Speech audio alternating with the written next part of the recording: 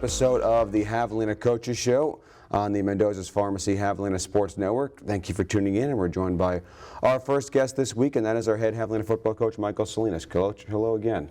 How you doing, Mark? Thanks for having me today. I appreciate the time, Coach. Coming off of a homecoming contest against West Texas A&M, and I know it's been a couple days now. What was your message to your team after seeing the film? Like I told you guys on Saturday, I'm proud of their effort. We did not execute in critical parts of the ball game, and we're playing good in spurts. I thought we put a good second half together. Didn't play as well in the first half, so the emphasis is on executing at a little bit higher level and a little bit more consistently. And then we have to execute on critical situations. There was a couple third downs that we didn't get off the field, and a couple vertical balls that potentially we could have caught. But we got to do a better job just executing in those crucial situations to get either points on the board or keep points off the board. Now, I know we talked about this on Saturday, but were you impressed, pleased with the way your team battled back from the adversity, even when they fell behind by a couple of scores?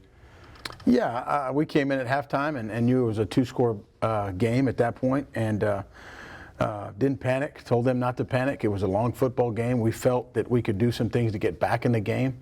We did that. We just fell a little bit short. What were one of the critical plays in that comeback, fortunately for you guys, was the 4th and 1 down by the goal line where they got a stop in the fourth quarter. When you look at the film, what happened on that play? Well, they did a good job executing. West Texas, again, that's another critical moment where we just have to be able to do a little bit better in that area of the field. Anytime you get down there, it condenses. Everything's a little tougher to get. Going back, that's a play we feel that we should execute in that situation. We had enough bodies at the point of contact. We just, again, they did a better job executing on that particular play than we did. I thought one of the interesting moments post-game was, so we had the post-game presser with you, Wade Freeman, and Ryan Martinez, and Wade was waiting a couple minutes outside while we were getting everybody around together. One of the first guys to come up to him was Zadok, came up, patted him on the chest, had a few words for him. Like, didn't seem like there was any, it just seemed extremely excited for a guy who's fighting for playing time at the same spot as he is. I thought that was a really selfless act. How much, in your opinion, has selflessness become a trademark for this team so far? I think it has. That's a key component that we need to get to if we're going to be successful as a football team. But I've said it all year. I think that quarterback room has been really selfless. They have a team-first attitude and a mentality. They go compete. I think all of them prepare like the starter.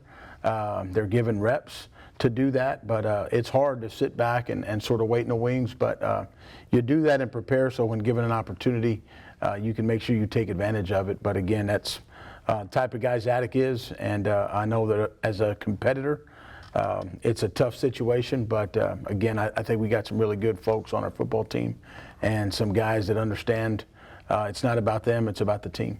This is a Permian team that was here just a few months ago for a game in the spring against you guys, but I know they're a different team than they were in the spring. Same way you guys are a different team than you were in the spring. Was there anything you can take away that you learned about this Permian team going into the game this week from that game in the spring? They play extremely hard on both sides of the ball.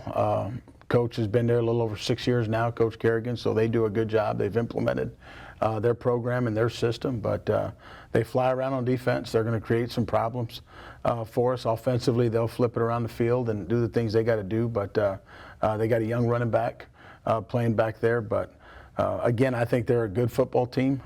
The ball hadn't bounced their way every time this season, but looking forward to a good matchup on Saturday. One of the things they do well, they're one of the top teams in the nation as far as interceptions are concerned.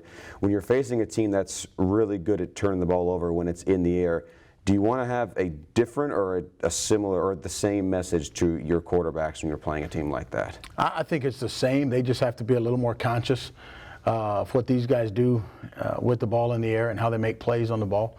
But they do have some good safeties. They've done a really good job in the back end, and their secondary has played well. So challenge is going to be for us to be able to make sure we execute our plan and do the things we got to do, and then to take care of the football. We can't turn it over 2 or 3 times a ball game and expect for a good outcome. All right, well, Coach, safe travels to Odessa. Thanks for the time. We'll see you on Saturday. Thank you, Mark. We'll take our first break on the Javelina Coaches Show. Don't go away. We'll be right back.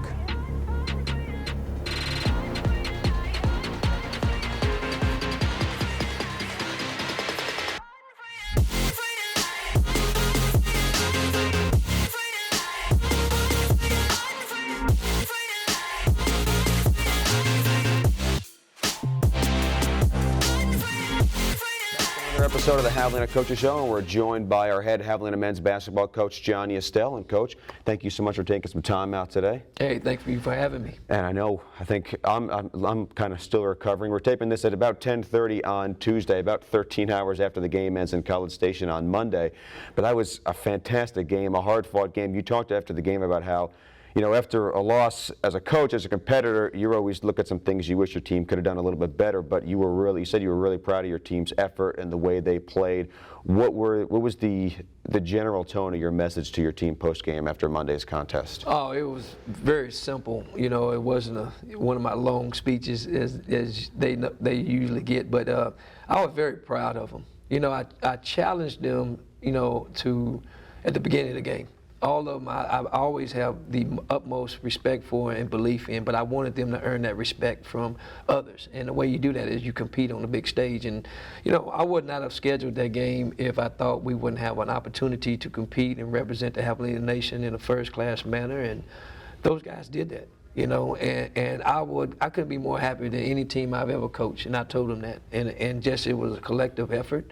Quite naturally, there's some players that played better than others, but the heartbeat and was one heartbeat. Everybody was really battling, and to see that come to fruition on a big stage against a really well-coached SEC level team was very gratifying, because it let us know that our culture can compete at a higher level, which is what I want. Yeah, you said when I talked to you a few weeks ago about this game, you said it'll be a legitimate test, obviously, and you'll get a look at your team, and after 40 minutes of this game, you'll have a really good idea of where this team is. So how do you feel about your team after?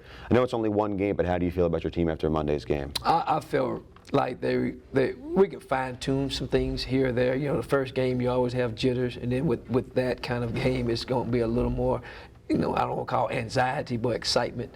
But I really like what I saw. I thought we really did a good job. Coach Gonzalez did a great job with the game plan defensively. I thought we competed. We only got out-rebounded like 3 by 3 to an SEC level team. So, I was very happy. I thought we really shared the ball. We hit the open man. We hit open shots. I think we hit 12 threes, which, was good because we moved the ball. We were very unselfish, so to speak. So I really can pull back and say, think back and say, oh, there's probably 100 things we could have did better.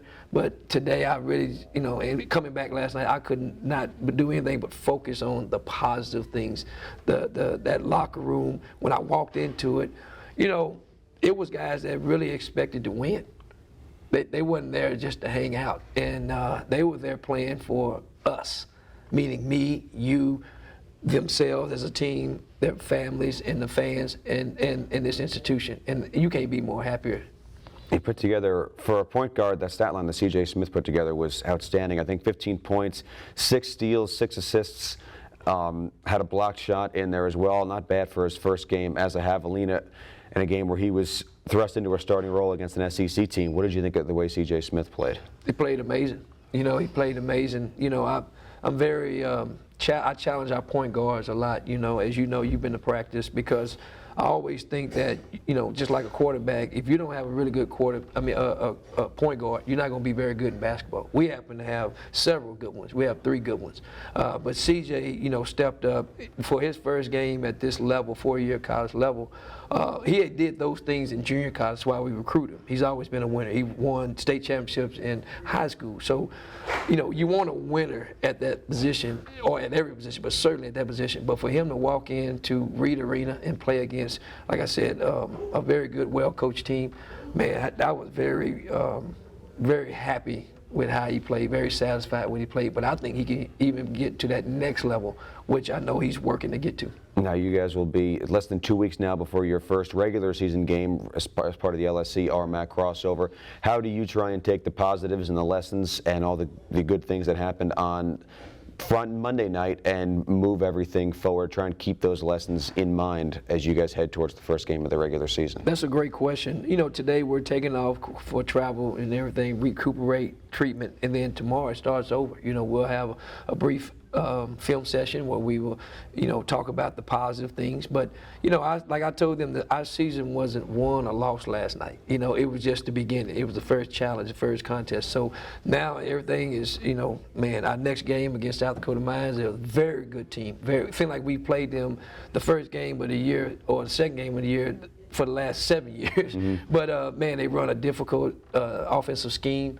That's a difficult place to play up in South Dakota. Coach does a great job with his team. They're really difficult, especially to play at any time of year, but at the beginning of the year. But we're going to have to take the show on the road, so to speak. We have to take our team identity of defending and getting stops and rebounding and executing and playing together in a hostile environment. So I feel like this team is up for that challenge. But we got to turn the page and put this game behind us. A lot of times you say, what does that mean?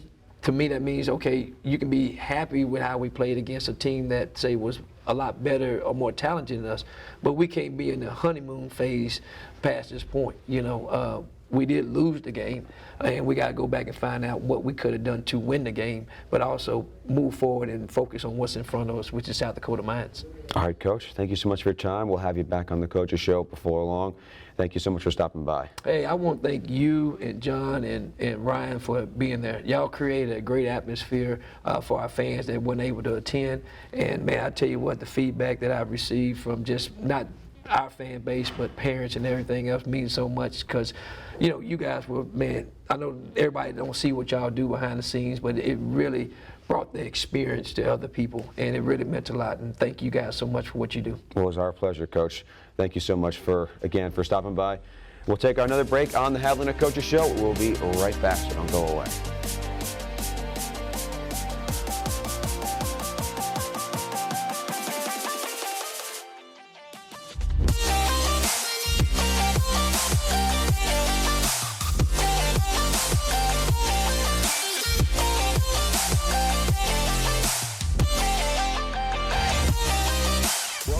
To the another episode of the Javelina Coaches Show, and we're joined by our next guest, and that is head Javelina volleyball coach Tanya Allen. And Coach, I know another busy week for you. Thank you for carving out some time. Yeah, thanks for having me. And this is the week where you guys will have, first of all, Alumni Day on Friday, and then Senior Day on Saturday, and you have a 5-person senior class. Capri Pelle, Megan Merlino, Emily Witt, Alexia Ruiz, and Kelsey Lukenbach will all be honored on Saturday. Yes. What are the things that have made this group of seniors special to your program?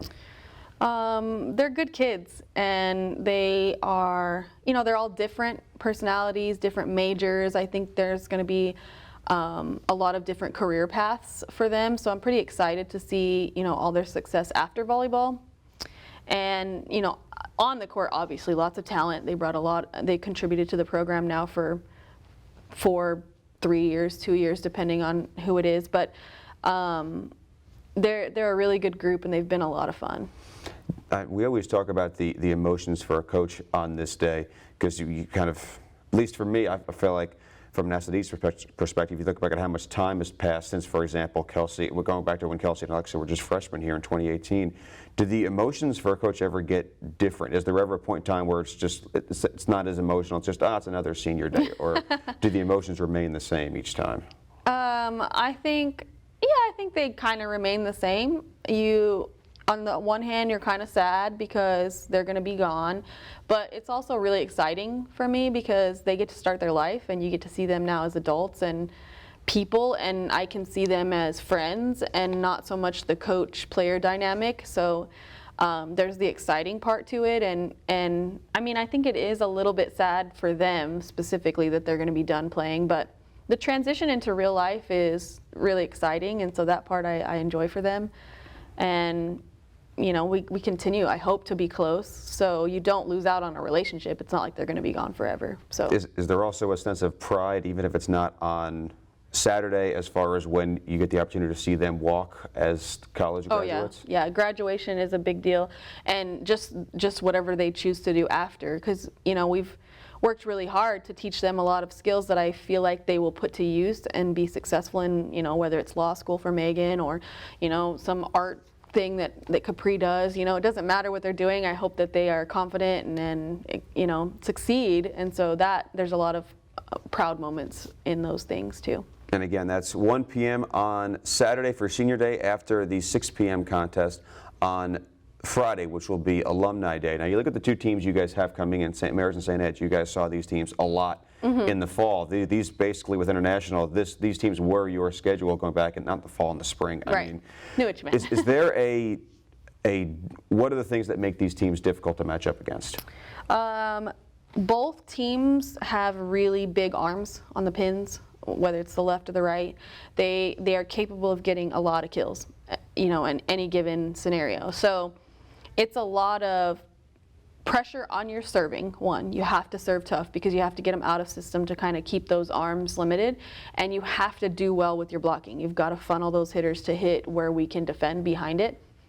And then on top of that, we've got to counter it with some offense of our own. So we've been really trying to get healthy and trying to get, bodies out there that can take swings, and we just keep, feel like we catch a break and somebody gets healthy and then someone else gets hurt. So kind of been a roller coaster on our side, but the girls have been working really hard, and I feel like we have really good practices. They're really prepping and they're really trying to get better. So hopefully we'll have a good product this weekend. Have you been impressed by the way your team has dealt with that adversity of not letting the sort of the situations as far as health has been concerned prevent them from putting in an honest day's work at practice every day? It seems like they're doing a good job with that. It seems like they're responding to our criticism, and they're, we've been pushing them after each loss. We kind of get on them and we demand more, and we expect more now in practices, and it seems like they're responding positively and really working to try to learn the skills we're teaching and do the things we're asking.